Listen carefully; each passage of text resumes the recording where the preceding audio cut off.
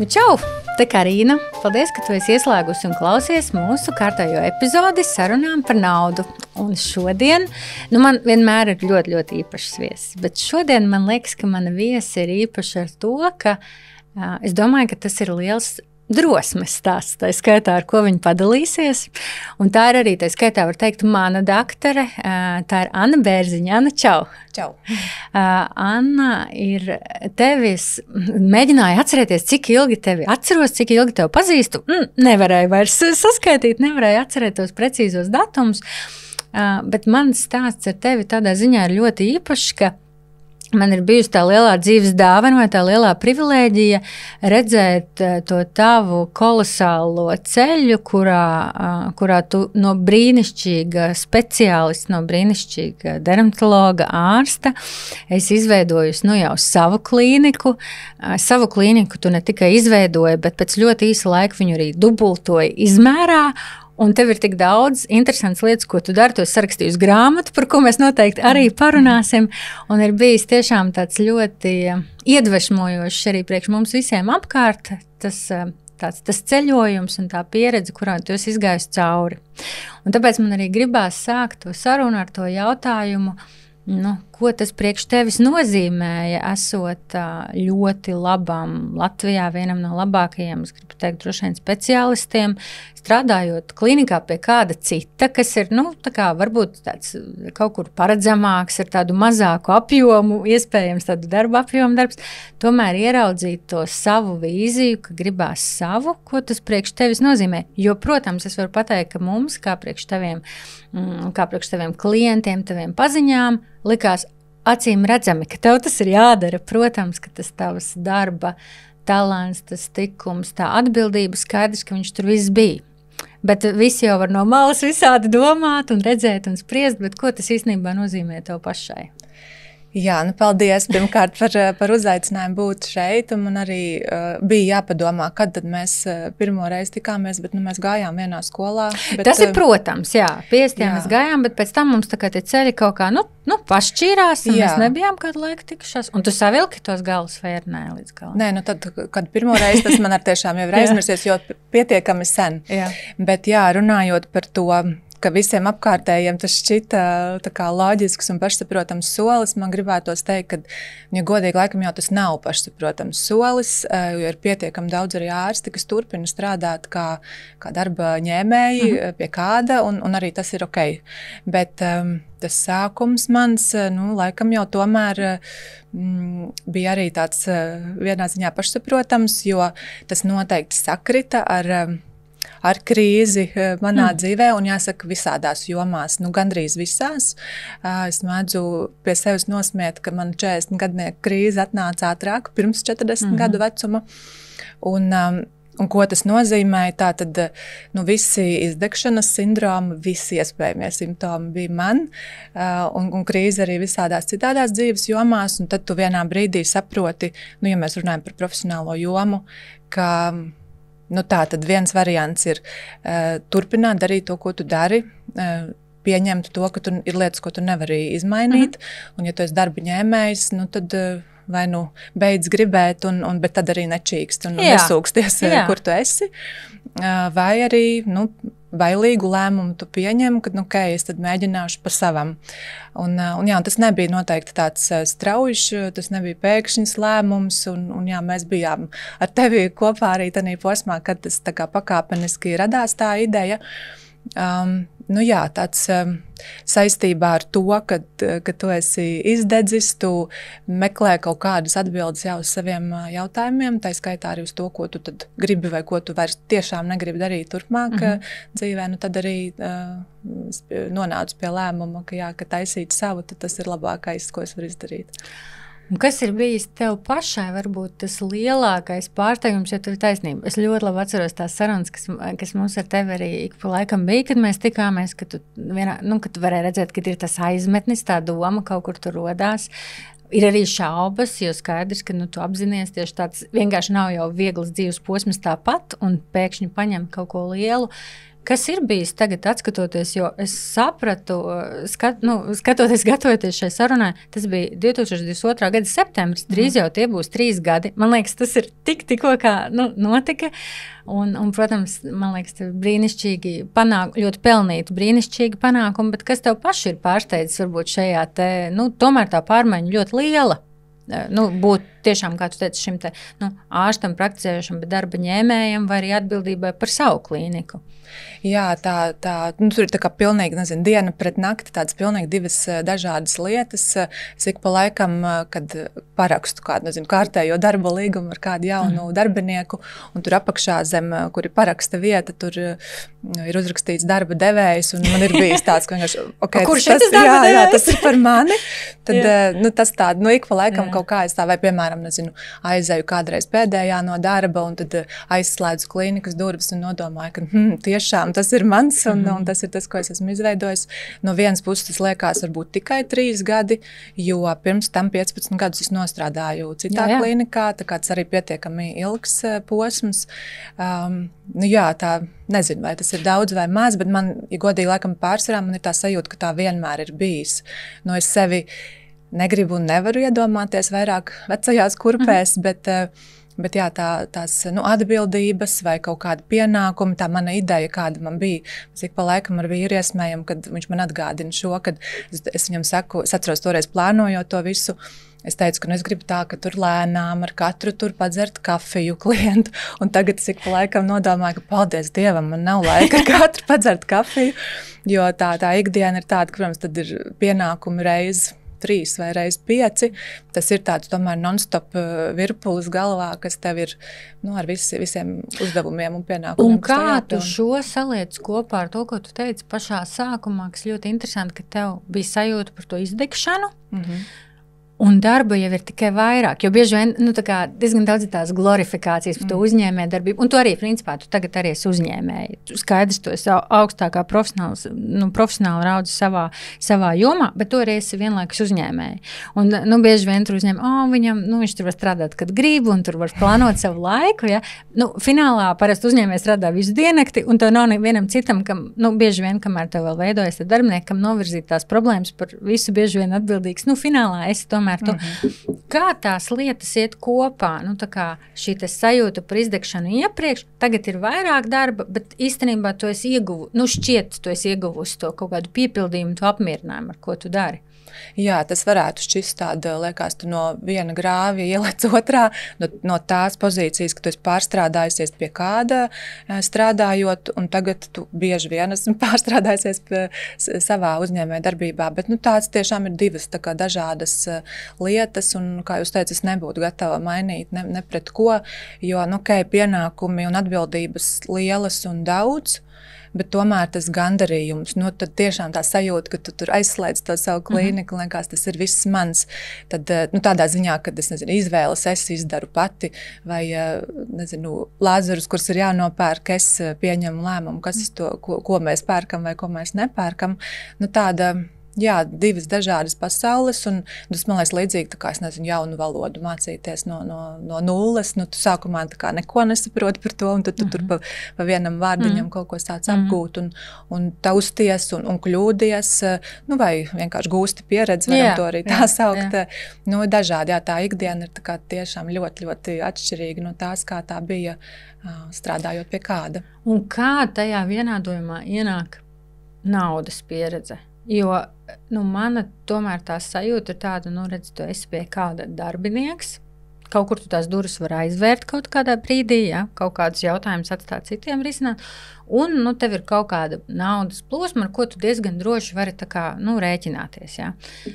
Un tagad tu kļūsti pati par savu tās kabatas apvienojas, tagad ir gan tavs bizness, gan tā ir tavi galvenie ienākumi. Vai tur arī viss bija tik likumsakarīgi, kad ir jāmaina, un tā sajūta, vai viņi bija vienmēr varbūt tik tāda pārliecināta vai droša?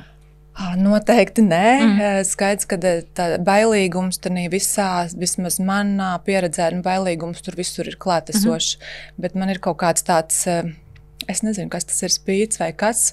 Ja es kaut ko iesāku, es neatkāpšos un es to izdarīšu līdz galam. Tas viens. Vēl, man liekas, otrs tāds diezgan tipisks, kas man arī pēdējā laikā, ko es ik pa laikam piefiksēju, kas man piemīt, ka es baidos, bet vienalga es daru. Tā. Jo kāds ir otrs variants. Tā kā, man liekas, bija tā sajūta, ka man ir bail sākt to savu uzņēmējdarbību, bet man vairāk bail ir palikt tur, kur es esmu. Tad tu izvēlies, no kā tu vairāk baidies. Tāds par tām finansiālo pusi. Jāsaka, īstenībā liels paldies manai arī izdegšanai. Ja godīgi, tiešām vairāku gadu garumā bija tā, ka es strādāju brīžiem arī 6 dienas nedēļā, no rīta līdz vakaram, brīžiem arī līdz 8 vai 8:30 vakarā. Un ko tas nozīmē? Tu esi pārstrādājies, tev viss ir slikti visās jomās. Līdz ar to tu to naudu nemaz tu nezini, cik tu nopelni. Tev nav laika viņu iztērēt. Tev nav laika viņu iztērēt, jā. Un paldies, ka man šī pieredze ir bijusi, jo tiešām tas pirmais sākuma kapitāls man bija no tieši no šiem uzkrājumiem. Jā. Protams, ka tie ir arī bankā kredīti, jo, ja klausītājs zina, ko nozīmē uztaisīt ārstniecības iestādi un nevis vienkārši tur kaut kādu un mazu un pieticīgu, tās ir lielas finansiāls, tādas arī saistības ar bankām. Tad, un ko tas nozīmē, tad tur ir jāieslēdz arī tādi, visi, man brīžiem ir sajūta, ka manī viss kaut kas dzīvo, gan taupītājs un krājējs, gan brīžiem tērētājs, gan tāds, kas liekas, ka negrib neko runāt par naudu un brīžiem atkal esmu gatava par to runāt. Bet vai tu jūti, ka tu esi līdzīga tam, kā tu pieņem lēmumus par naudu savā privātajā dzīvē, tam, kā tu arī veido savu biznesu? Jo šīs divas jomas, man liekas, šķietam ir ļoti grūti nodalīt vienu no otras. Kad, tu personiskajā dzīvē būtu, piemēram, tur liela krājēja, un šeit biznesā saka, nē, visu liekam iekšā. Un vispār, protams, man personīgi ļoti interesanti šo sarunu ar tevi, jo es tevi zinu kā ļoti prasīgu pret sevi un pret to vidi, ko tu gribi radīt. Nevelti tu esi izveidojis savu klīniku, kurā es zinu, ka katrs stūrīts, katrs divāniņš, katra glezniņa, katra lieta ir tāda, kas ir izlolota. Bet vienlaikus tas nav arī bijis ar tādu, tādu svaidīšanos ar naudu. Tā tevī nav. Kā tu tās divas pasaules redzi? Tu kā Anna ar naudu, un tad ir klīnika ar naudu. Vai tas ir līdzīgi? Jā, man liekas, tad, toreiz arī manas krīzes, vairāku gadu garumā tas bija, un viss ar to izdegšanas pie psihoterapeits, tas bija viens no jautājumiem, kam mēs ļoti ilgi risinājām, jo man bija tā sajūta, ka es esmu kaut kāda tur nerektīga, kad, kā tā var būt, jo citi ir, vai tikai krājēji, vai tikai tur, tērētāji. Tad manī tiešām ir tā sajūta, ka es esmu kaut kāda tur, bipolārs. Bipolāri traucējumi, kad manī tas viss un ik pa laikam un diezgan tā regulāri tas nomainās tās lomas, bet beigās mēs kaut kā, man arī šobrīd ir tā sajūta, ka tas ir ok, es varu, man patīk, Chanel kurpītes, bet es varu arī ar, čupčiku un bez make-up iziet no mājas, vai, iet pārgājienā pa dubļiem vai pa brikšņiem, un tikpat ļoti man patīk arī, smalkas, smukas, izstādes koncerti un butīku viesnīcas. Vienmēr sakot, tas līdzīgi par to, kā es arī ar finansēm, laikam, vai tas ir no dabas vai iemācīts kaut kā no pieredzes gūts, ka man tiešām liekas, ka ir situācija, un tad mēs viņu kaut kā tā vēsuprāt un sakarīgā veidā risinām. Ja vajag kaut kādā brīdī kaut kur ieguldīt naudu, tad es izvērtēju, tur, kvalitāte pret cenu un tā. Es tomēr mēģinu kaut kādu tādu loģiku tur arī ieslēgt. Jā, tas tērētājs gēns manī ieslēdzās, laikam, es nesen dzirdēju, man liekas, superīgu domu par to, kuros brīžos tu mēdz tērēt vai šķērdēt naudu, ja tev trūkst miers, ja tev trūkst atbalsts vai ja tu neesi izgulējies pietiekami. Un šo es ik pa laikam kaut kas tas viss uz maiņām ir. Es to redzu arī sevi un es domāju atpazīst, un tas ir ļoti svarīgi atpazīt sevi, kur ir tie brīži, kad tu jūti, ka kaut kāds lūzuma punktiņš tuvojās. Un vienā brīdī es priekš sevis sapratu, lūk, priekš manis, es esmu super disciplinēta, bet tad var būt, piemēram, piekdienas vakari, ka es esmu vienkārši ļoti piekusus pēc tās nedēļas, ir darbs, ir bērni, ir visi tie pulciņus.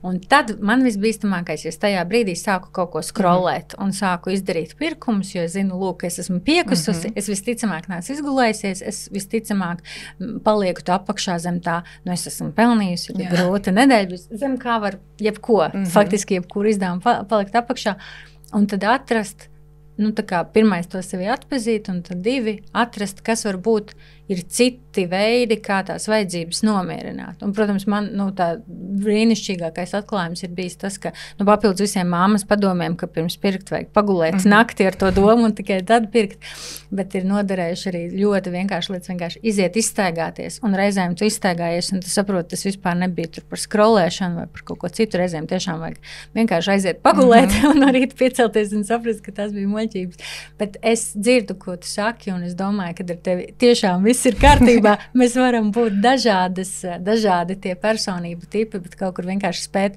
pašām tā kā pareflektēt, reizēm arī par sevi pasmieties, arī par kaut kādām, mēs visi esam cilvēki, varam tās kļūdas pieļaut. Bet saistībā ar tavu biznesu man tomēr ir jautājums.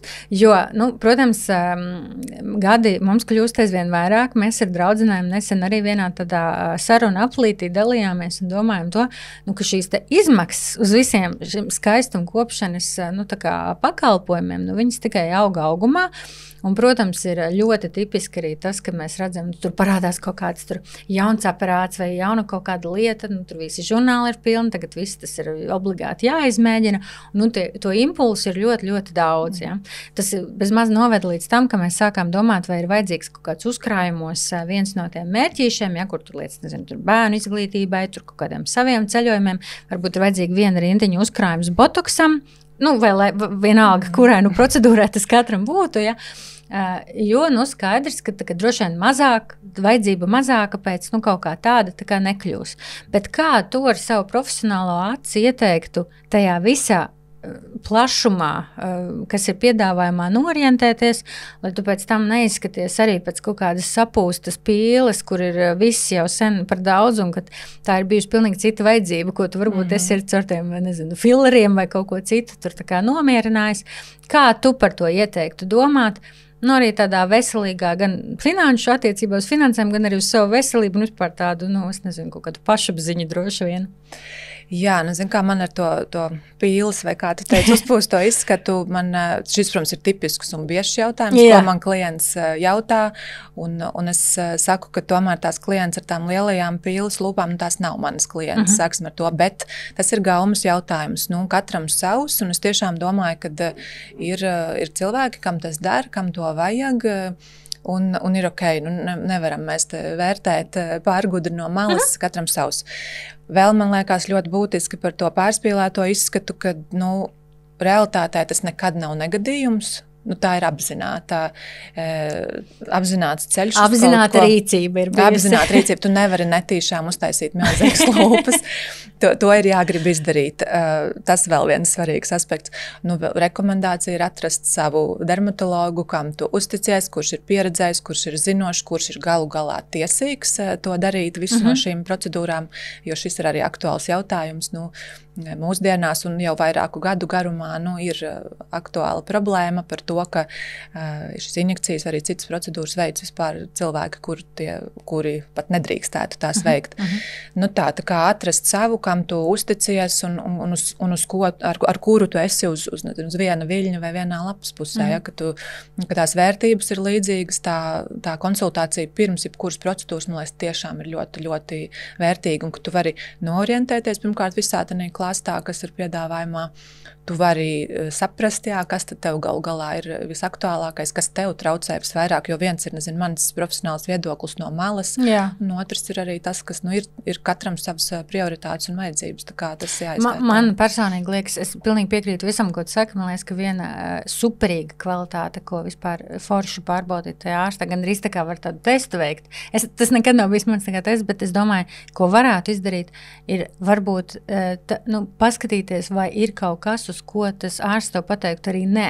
Man liekas, ka tas ir brīnišķīgi. Es domāju, ka ļoti daudz, kur tu tieši tā kā tu saki, tu vari ieraudzīt sevi, ka tur, es nezinu, visu vajag un viss ir traki, bet es domāju, tas arī parāda tādu, manuprāt, tomēr tādu labu speciālistu, ja, vai gaumīgu, es nezinu, speciālistu, ja, kurš var tev arī kaut kādā brīdī, ka tu ieej kaut kādā trakumā par, nezinu, pīles lūpām, pateikt, tu tagad šitam tā ir pietiekīgi, šitas nav īstā vieta. Jo man kāpēc es arī tik ļoti interesējos par to jautāju, tā man liekas, es reizēm skatos un domāju, ja tik daudz laika, kā sievietes, varbūt mēs veltām kaut kādiem skaistumkopšanas, gan izdevumiem, naudas ziņā, gan laika ziņā, mēs varbūt atvēlētu kaut daļiņu tādai savai finanšu, tādai drošībai. Man liekas, ka tur uzkrātos ļoti, ļoti daudz. Un tad, protams, es skatījos, pētīju arī to akadēmisko literatūru, un es atradu vienu tādu interesantu terminu, kas ir, kā mums ir dažādi tie resursi, kas mums ir pieejams, un viens ir tāds, tā kā beauty, ka tas asets mums varētu būt arī beauty, un ka sievietēm, protams, viņas daudz izteiktāk viņu uztver, ka tā ir kaut kāda, varbūt, lieta, kaut kāda vērtība, kur mēs redzam, ka tā, labi izskatīties, ka tā ir forša, ko mēs īstenībā piekrīt. Un tas mazliet sakrīt ar to, ko tu teici pašā sākumā, kuru gan mēs varbūt varam nosodīt par viņu izvēlēm, kas viņam ir šis skaistuma kaut kāds standarts vai tādas labbūtības standarts. Bet vienalga man tev jāpajautā, kas būtu tās lietas, kurā tu teiktu, uz to ir vērts tērēt naudu? Un kuras ir tādas, kas ir tā kā ļoti, ļoti pārvērtētas? Viena no tām, kur noteikti būtu vērts, bet to jau mēs minējām pirms tam, tātad, man liekas, zinoša, pieredzējuša un tiesīga speciālistu konsultācija, man liekas, tērēt vai ieguldīt, tur izdot to savu naudu, nevis pavilkties uz, nezinu, TikTok rekomendācijām, ātro trendu, un tad viss tā dara, tad es ar to darīšu. Man liekas, tāds, pieredzējis vēss, bez emocionāls skats no malas, man liekas, tas būtu tas, kur ir vērts ieguldīt. Kosmētikā, kur mēs zinām, kas ir tādā sastāvā, man liekas, tas arī ir tāds ļoti arī gan aktuāls jautājums, tā skaitā arī jauniešu vidū. Tev 2 puikas, man 1 puika un viena meitene, un meitai arī es dzirdu un redzu, kā viņai arī tas, TikToks ir brīnišķīga platforma, man liekas, viss ir superīgi, bet tieši, ka tā ādas kopšanas, var teikt, trends, par to, ka tagad daudz un vienlaicīgi un jau tādā, tīnēdžera vecumā, tas būtu tas, kas, varbūt tāda rekomendācija, ka visos vecumos, kad tomēr padomāt, kas tad ir tas, ko mēs lietojam. Pirmkārt, savam ādas tipam un stāvoklim piemēroti produkti, ka tās aktīvās vielas, tomēr ir arī tādas, kas tur, zinātniski pārbaudītas, pierādītas, ka tās tiešām darbojās. Tur, sāksim ar retinolu vai hialuronskābu vai C vitamīnu vai niacinamīdu un saules aizsarkrēmu. Var sakot, tāds komplektiņš, kuram super svarīgi būt, un tajos tiešām ir vērts ieguldīt, jo gal galā arī tās pārbāzties kapīši plauktiņu vansistabā kaut kādā mirklī arī derīguma termiņu beidzās, un tad tas ir bijis diezgan bezjēdzīgi iztērēta nauda. Tā. Un kas ir tas, kas ir tāds pilnīgi tā kā, tā kā nav jēga. Es varu padalīties, vienkārši, man liekas, arī tos finanšu paradumos ir ļoti līdzīgi, ka reizēm tu tā kā gaidi, kad atnāks kaut kāds, nevis tu ievies disciplīnu uz foršām, labām lietām, viņas darīt regulāri, bet tu gaidi, kad būs kaut kāds viens tāds magic, kas būs tāds, pēkšņais notikums, un tas tev palīdzēs. Un man personīgi tā ir bijis uz kaut kādiem, aparātu procedūrām, kad tev liekas, tu cīnies, un tie sporta zālēm, varbūt mums negribās iet uz to sporta zāli, un kur es aiziešu, un tas man visu atrisinās. Un, protams, tā nav nekad, un tad parasti aizēju, un tas speciālists vēl pasaka, un starp citu, šis viss ir apvienojums ar to veselīgu uzturu un vienalga to sporta zāli, un tu liekas, kāpēc tad es te nācu, kur tas magics tomēr nenotiks, ka man viņš būs tomēr pašai jāieliek tajā regulārajā darbiņā, un tad te es varu panākt, kaut kādu varbūt ar to, pēdējo metriņu vai pēdējo centimetriņu, kas man tā kā ir jāizdara tajā kopējā sastāvā. Jā, magics, man liekas, ir kombinācijā no visas, ko mēs visi zinām, bet nevienmēr attiecinām uz sevi, tur uzturs un miegs un stresa menedžments un tā tālāk. Starp citu, man liekas, stresa menedžments ir vēl viena laba lieta, kurā ieguldīt, un lai ko tas katram nozīmētu. Sporta zāle vai, augstuma peldes, un tas nav tikai par finanšu ieguldījumiem, bet arī par laika plānošanu un ieguldīšanu. Tā kā tāds, diskutabls jautājums par to, kur nav vērts. Gadžeti mājās lietojami. Ir atkal nākamais aktuālais lieta, un tur ir virkne tādu, kas man liekas ak, Dievs, vienkārši kāpēc viņi vispār ir izdomāti, bet arī loģiski, kāpēc viņi ir. Bet tur liela daļa ir tāda, ka tiešām jau varētu teikt, ka tas ir tāds liela daļa bezjēdzīgs naudas tēriņš. Jo tu nevari sagaidīt no iekārtas, ko ražotājs ir teicis, ka to drīkst mājās lietot jebkurš, tātad viņš diez vai riskētu ar savu vienalga reputāciju vai jebko citu, ļaujot jebkuram ādas tipam, jebkurā vecumā nopirkt šo ierīci un mājās lietot. Sāksim, nezinu, ar radiofrekvenci vai ultraskaņas procedūrām vai tā pati fotoepilācija. Ja godīgi, man neliekas, ka tas ir vērtīgs ieguldījums. Jā, es tev absolūti piekrītu. Tu uzreiz pateici, un es pilnīgi ieraudzīju savu vanu sistēmas vienu atviltni, kur man, viņi nav bijuši baigi dārgie tādi gadžeti, bet kur man arī licies, šitas būs labs. Un, protams, kā tu var iedomāties, es kaut pāris reizes viņu lietojos, un tad viņiem visiem ir baterijas jau sen izbeigušās, un es nezinu vispār, kāpēc man tas bija nepieciešams. Šis ir ļoti, ļoti labs. Labi, bet atgriežoties pie tevis pašas, tātad tu apņemies drosmi, attaisi savu klīniku, praktiski 3 gadu laikā tu viņu tā kā dubulto, un tam dubultošanai pa vidu, tu tā starp citu, tā kā piemēram, un vēl tagad es izdomāju, mums jāraksta grāmata, un gribu tu kopā ar līdzautori savu paziņu, tad uzrakstīt vēl grāmatu. Kā šāda ideja savietojās ar to ikdienu, kurā tu nevari lēni dzert kafiju, un viņa ir diezgan pilna? Kā viņa atnāk? Kāpēc tas ir? Kāda bija tava loģika? Jā. Es nezinu, vai tur bija kāda loģika, sāksim ar to, bet mēs ik pa laikam ar manu draudzeni un kolēģi, kur gan strādā citā klīnikā, viņi ir kosmētiķi ar Ievu Ivanovu, tā kā, ideja bija mana par grāmatu, bet mēs nevaram nepieminēt manu lielisko komandas biedru Ievu, ar kuru mums bija tiešām superīga sadarbība. Un mēs ik pa laikam vēl tagad iesmējam, ka mēs nezinām, pa kuru laiku mēs to izdarījām. Lai gan, protams, kad nav jau tā, ka tās zināšanas bija jāapkopo, tik īsā laikā, cik mēs uzrakstījām grāmatu. Tās zināšanas ir krājušās super daudz gadu laikā. Visas tās prakses laikā. Jā. Tā kā man bija tā sajūta, ka man tas viss ir iekšā, un man to gribās izdabūt ārā no sevis. Tā bija tā pirmā doma. Un es atceros to mirkli, ka jo es ik pa laikam arī žurnāliem mēdzu rakstīt rakstus par visādām tēmām, un tad tas bija raksts par mītiem un patiesībām skaistumkopšanā vai tur ādas, kaut kādās procedūrās. Tad tas raksts bija tik apjomīgs, man likās, es atceros, Ieva man vēl nesen pārsūtīja to balsziņu, ko es viņai biju toreiz sūtījusi, jo mēs ar viņu kopā rakstījām to rakstu, viņa no sava kosmētiķa skatu punktu un es no dermatologa. Un tur tā arī balsziņā ir par to, ka mums ir jāraksta grāmata, jo man bija tā sajūta, ka tur ir tik apjomīga tā informācija, un, ja godīgi tie jautājumi, kas ir no klientu un pacientu puses, viņi atkārtojās. Tas ir tāds, protams, kad ir savi tipiskie jautājumi, tipiskās bāžas, mīti, saistīti ar šo manu tēmu.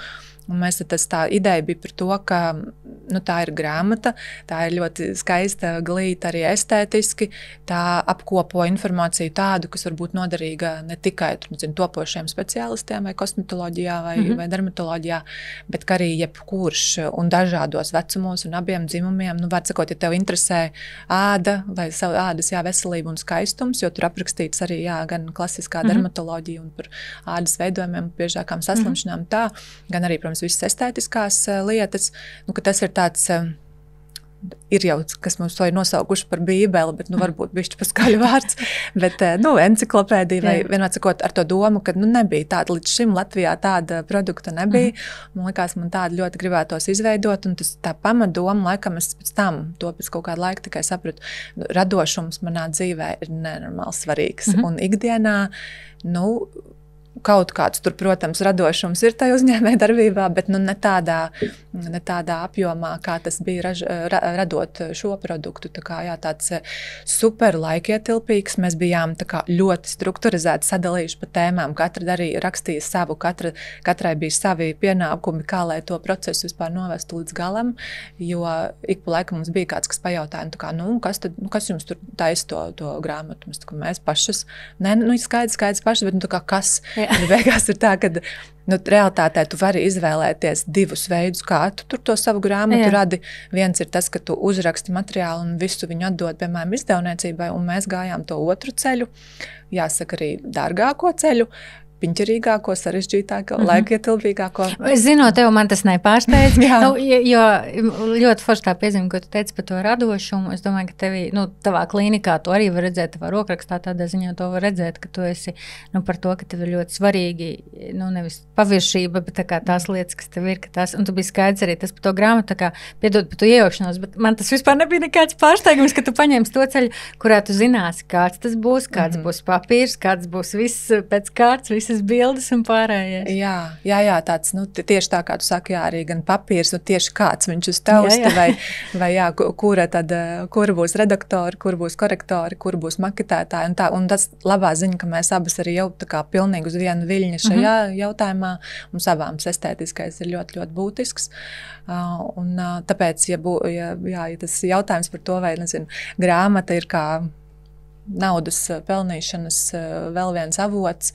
Nē, es viņu uztveru kā vizītkarti, kā tādu ambīciju piepildījumu, bet nē, tas, ja tu ej iespējams to pirmo ceļu, kur mēs negājām, ka tev ir vienalga uz kāda papīra, tur, mīkstos vākos, tad vienalga kaut kādas bildes, tu tur ieliec iekšā, tad tas viss noteikti ir daudz savādāk. Mums tur, Liena Petersona 3 fotosesijās, un tās bildes visas ir mūsu radītas, mēs bijām, un kaut kā tā mums ir tā ideja, kad, ja darām, tad darām tādu maksimāli labāko variantu. Un šķiet, ka tā laikam ir tā pieeja, kas varbūt, ja viņa neatmaksājās nekavējoties, es domāju, ka viņi tomēr uzbūvē to bāzi tam, ka viņi rada nākotnē, protams, visu šo reputāciju, to stāstu gan par tevi, gan par Ievu.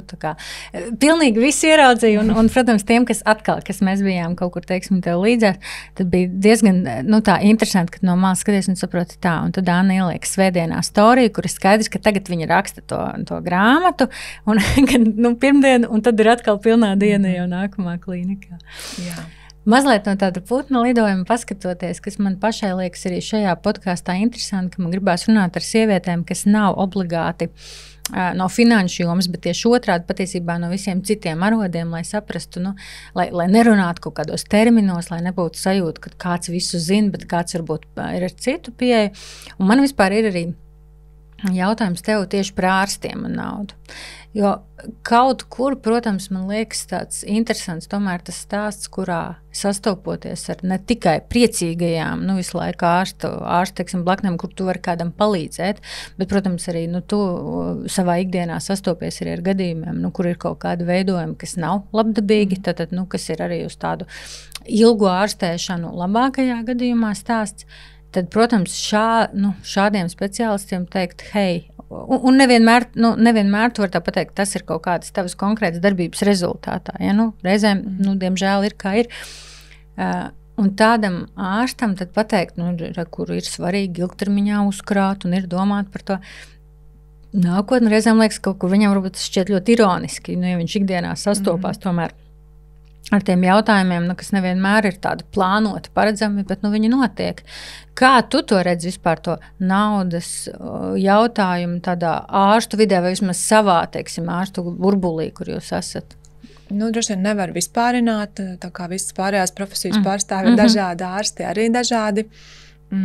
Bet jā, tas, ko tu saki, ka pat ja jebkuras specialitātes nozares cilvēks ir veidojis uzkrājumus un tad slimība viņu pārsteidz vai trauma vai jebkas pārsteidz kā pārsvarā gadījumos nesagatavotus, tad, protams, liekas, tad apmēram kāda jēga krāt, tāpat nevar arī sev vai savējiem palīdzēt. Tad tomēr droši vien, un tīpaši tagad aizvien vairāk pēdējā laikā, un arī pateicoties tavam podkāstam, man liekas brīnišķīgi tas, ko tu dari, kā tā cilvēku izglītošana, arī tās jomas cilvēkiem, kas nav vispār nekā saistīti ar investīcijām līdz šim, ka, man liekas, tas ir tomēr tāds prātīgs piegājiens dzīvē, kad apdomāta to vienu, varbūt 2 soļus uz priekšu.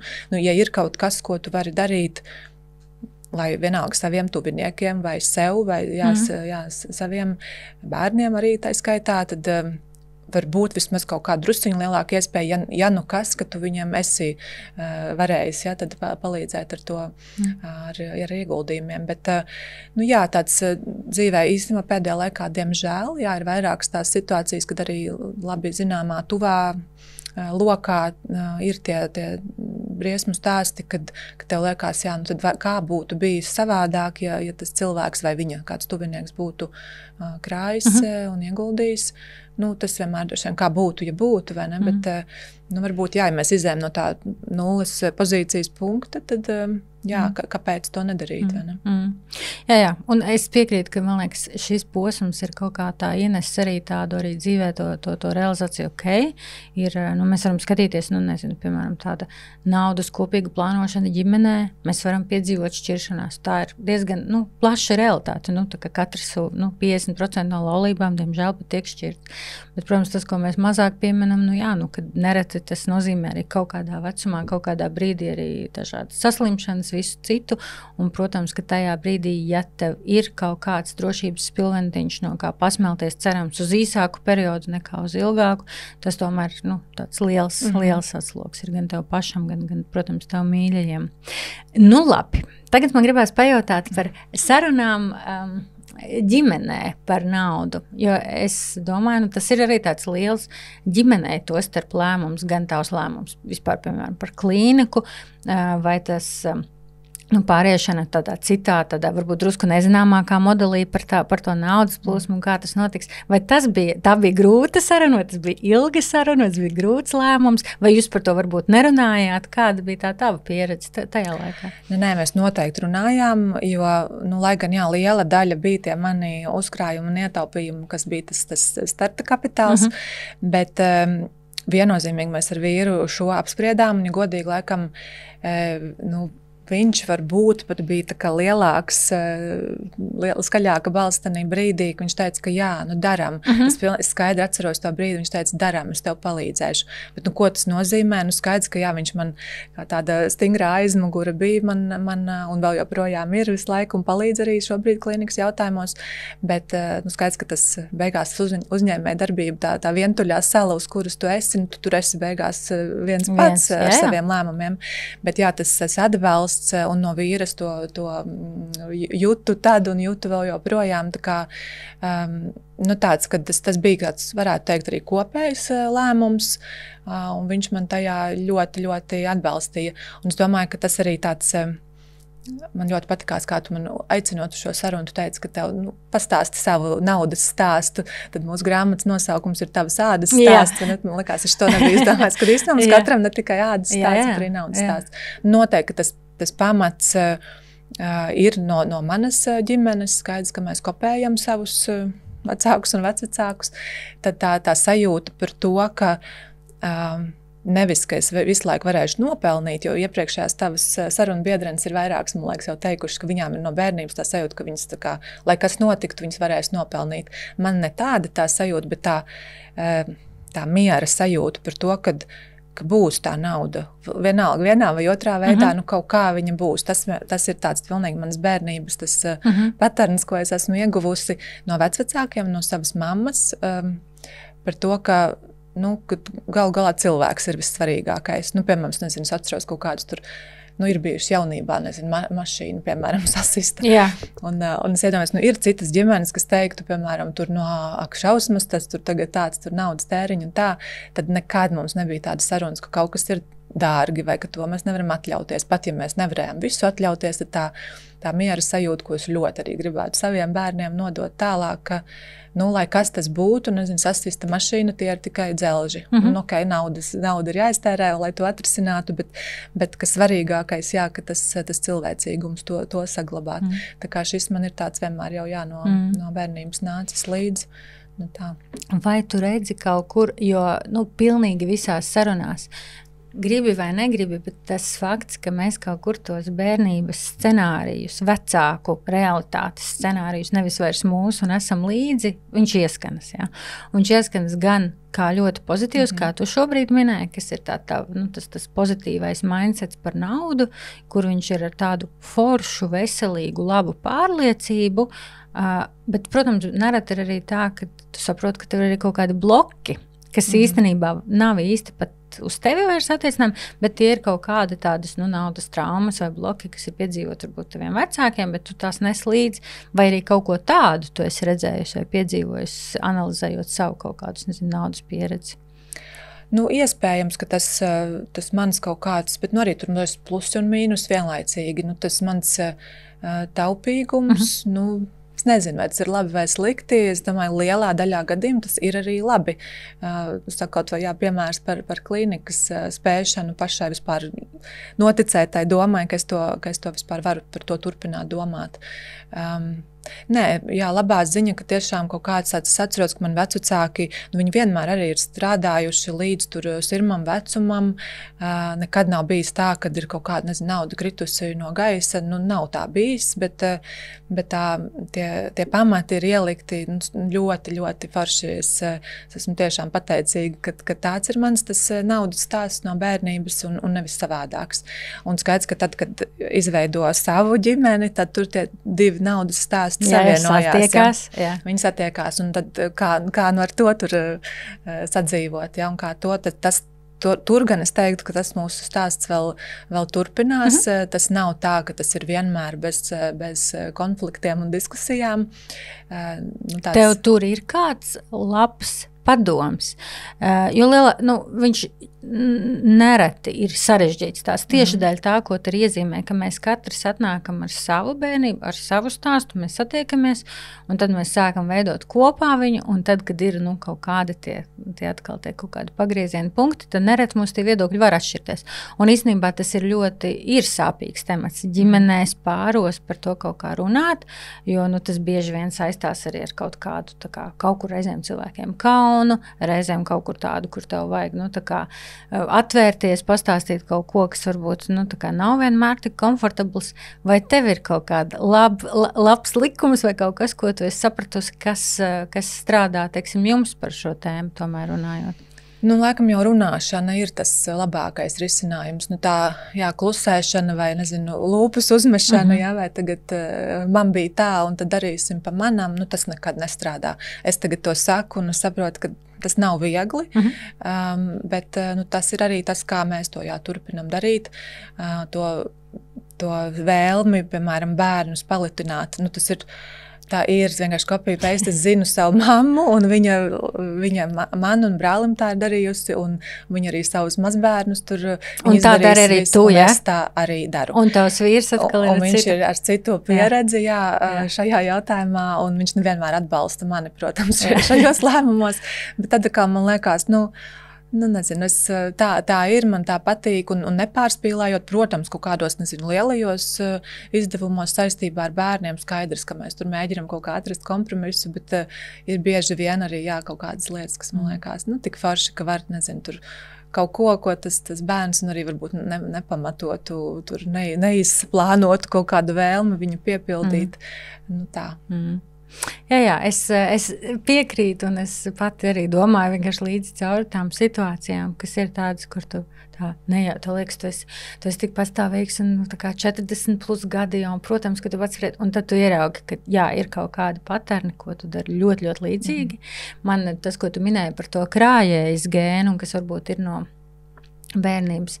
Es ir diezgan daudz par to aizdomājos, jo man liekas, ka tas ir tāds kaut kur varbūt 90. gadu bērnu, tā paudze, tas paterns, kur tā krāšana, viņa nevienmēr nāk no tādas pozitīvas motivācijas, bet bieži vien viņa nāk no tā, kur tu redzēji un tu zināji, cik viss ir nedroši. Jo, protams, šobrīd kā pieaugušiem atskatoties tiem 90. liekas, tas reāli bija crazy, un visiem dzīve turpinājās, kam tu gāji cauri. Un tad man liekas, ka tas ir viens tāds zīmodziņš, un tieši tā kā tu saki, tas nav labi, ne slikti, vienkārši tie laiki bija tādi, tas bija tas, kā cilvēki piemērojās un kā izdzīvoja.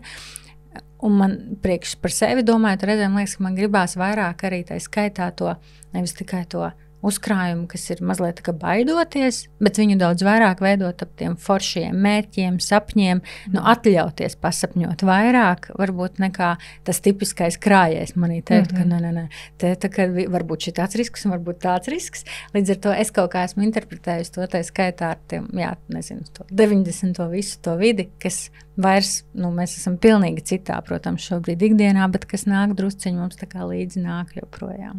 Jā, tā ir. Nu labi, tad man noslēdzot jāprasa tev mans mīļākais jautājums, kas man ir visām manām podkāstu dalībniecēm jāuzdod, par cik man podkāstu nosaukums ir vairāk naudas. Ja? Tad tās ieteikumi vai tādas domu graudi, ko ir dalījušās dalībnieces, bijuši ļoti, ļoti dažādi, bet man jāsaka, ka tas ir pats interesantākais, ka lai no kurienes mēs katri nāktu, katrai kaut kāds savs naudas stāsts, savs tas ceļš, un tie ieteikumi ir vienmēr tādi, ka tu klausies un liekas, wow, jā, šis ir jāpaņem, šis ir jāpieraksta, šis ir īstenībā svarīgi. Kas būtu tā tava ceļa maizīte, ko tu teiktu, zinot tavu lielo drosmes stāstu, superīgo un to, kas mūs ir ļoti, ļoti iedvesmojis, arī tev apkārtējos, kā tā skaitā arī mani, gan par tavu klīniku, gan par grāmatu, gan tiešām šis stāsts, kā tu minēji, kas nāk kaut kur no tādas dziļas krīzes, paskatīties tā pa godīgo acīs un saprast, vai ko tālāk, kas ir tālāk, kas būtu tas tavs tā ceļa maizīte par to stāstu vairāk naudas? Es apdomāju šo jautājumu pirms es šeit nācu. Protams, tu gatavojies. Es gatavojos, un tā pirma, un viņi iznāca, kas man par pārsteigumu diezgan ātri un vienkārši šie mani padomiņi. Un pirmais no tiem būtu tāds, ka, manuprāt, ir sevi jāpazīst. Piemēram, tos jautājums, kā nopelnīt vairāk naudas, tad jautājums, vai es vispār zinu, ko es gribu, kas man patīk, kādam mērķim, tad man vajag to vairāk naudu, jo tā vienkārši mehāniski vairāk naudu un ko tālāk. Tā kā šis, manuprāt, ir tāds super svarīga lieta, un tas visticamāk droši vien, vismaz man, es spriežu pēc sevis, ir nācis ar gadiem, jaunībā, bērnībā tu nepazīsti sevi tā, tad tie 40 plus mums var brīnišķīgs laiks, kurā dzīvot. Kad tiek cauri tai krīzē, tad pēc tam ir labi. Jā. Bet krīzē jātiek cauri, un kuram vecumā, tas notiek. Bet, kad mēs zinām, ko mēs gribam, mēs zinām savas vajadzības, savas robežas, un mēs sevi pazīstam, tad tas ir viens no veidiem, kā tad to vairāk naudu arī nopelnīt, jo tu zini, ko tu gribi, tu vari to dabūt. Otrakārt, man likās ļoti forša tāda rekomendācija, tāds padoms, ko es kaut kad super sen to dzirdēju, un tas visu laiku man kaut kur pakausī ir bišķi tāds, varbūt necenzēts tas vārds, bet nenomīst. Man tas ļoti rezonē, un manuprāt, tas ir viens no veidiem, kā tu vari vairāk nopelnīt naudu. Un šī, man liekas, ir tāds padomiņš, ko varētu attiecināt uz visiem vecumiem, arī, bērniem un pusauģiem. Tas strādātu, piemēram, viņš būtu izdomājis tagad kaimiņam nopļaut zāli pa naudu. Viņš bet baidās aiziet pieklāvēt paprasīt. Jā, un tad tu ņem šo vērā, šo padomiņu. Ļoti labi. Vai arī, es nezinu, jebkurā citā vecumā, un es saku, es to attiecinu arī uz sevi. Šādā veidā Anna tātad atvēra savu klīniku, un visticamāk uzrakstīja arī savu grāmatu. Nē, bet tas ir ļoti cilvēcīgi. Tā ir. Un es kā krājējs profils to ļoti sevi atpazīstu. Kad reizēm tu pats tās idejas nogalini, pirms viņas ir vispār tā kā ļāvušas mazliet viņām padīgt, ieraudzīt to pirmo saules gaismu. Es absolūti parakstos un piekrītu, man ir brīnišķīgs ieteikums. Jā, jo ja tu sāc jau kaut ko domāt, un kā būs tad, un ja tā, vai ja vēl šitā, nē, ir tāds soli pa solim, man liekas, tas labi strādā visādās jomās. Un trešais, laikam tomēr, tāda trenēt pacietību ir veids, kā vairāk nopelnīt naudu. Piemēram, tad, man liekas, ārsta būšana vispār par ārstu, iegūt specialitāti, tad tie ir, 9 gadi ir mazākais, tā kā tu ātrāk par to nevari neko pat gribēt. Un tālāk tas ir ārstam savā jomā tāda mūža izglītība, un tas tā kā non-stopā tu izglītojies, tu ieguldi sevī, un tas ir veids, kā tu nopelni eventuāli cerams vairāk naudu, ka tu esi izdarījis tos mājas darbiņus, un tas ir tādā vairāku gadu garumā ieguldījums sevī, un lai ko tas nozīmētu, apmācības, vai tas, kaut vai arī stresa menedžments, tātad, lai tu vispār turpini būt par sakarīgu cilvēku, un vari tur arī pārdzīvot krīzes un izdegšanas, kas, man liekas, ir reti droši vien, kurais cilvēks, kuram tāda tiešām nepiemeklē nekad vienā vai otrā dzīves posmā vai vienā vai otrā jomā. Tā kā, šādi 3 padomiņi no manis. Brīnišķīgi. Tā kā es jums jau teicu un solīju, man liekas, tas ir tik interesanti ieraudzīt, kā arī es ar tevi, mēs esam mums ir katrai savā jomā, mēs esam strādājuši, mums ir pilnīgi tādā ziņā kaut kur ļoti dažādas dzīves, bet man jāpiekrīt pilnīgi visam tevis teiktiem, un es domāju, tiešām tas pirmais padoms par to sevis pazīšanu, tas ir tāds, nezinu, kaut kāds dzīves, visas dzīves garumā, iepazīt, ieraudzīt pēkšņi, kur tu vari sev palīdzēt daudz vairāk, kur tu varbūt sevi ierobežo daudz vairāk. Padoms par nenobīties. Brīnišķīgi. Es to paņemu sev visvairāk līdzi, jo es domāju, ka tur reizēm tā kā tiešām tu pats nobīsties no tā, cik varbūt foršas lietas tu vari darīt. Bet pasauli jau no tā īstenībā pazaudē, ja tu neesi viņā un ja tu nepiedalies. Tā kā es absolūti tam piekrītu. Un es domāju, ka šis atkal bija tā reize, kad tas tā lieliski apkopo mūsu sarunu. Tā kā es gribu pateikt tev lielu paldies. Bija ļoti, ļoti interesanti. Es esmu droši, ka tagad, kad es te uzaicināšu sarunu vēl pēc kādiem 3 gadiem, tu droši vien būsi atvērusi kaut kādu, es esmu droši, ka tev tie radošie bērniņi vēl ir ļoti daudz padomā. Tā kā es arī tev novēlu visu labu izdošanos tajā. Un paldies, ka klausījāties līdz nākamajai nedēļai. Tā.